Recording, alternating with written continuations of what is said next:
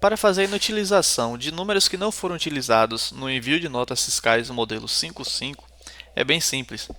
Vá até Operações, Fiscal, módulo NFE.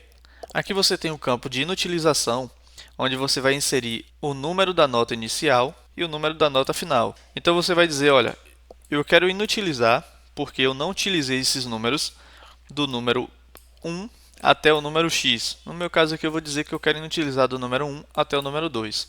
Após feito isso, clique aqui no botão de inutilizar. Para a inutilização de números que não foram utilizados para a nota fiscal modelo 55, a Cefaz ela pede uma justificativa. Então digite a justificativa de por que você está inutilizando esses números. Após adicionar a justificativa, clica no OK, escolha qual a série você deseja estar fazendo essa inutilização e clique em OK novamente. Pronto, a inutilização já foi feita.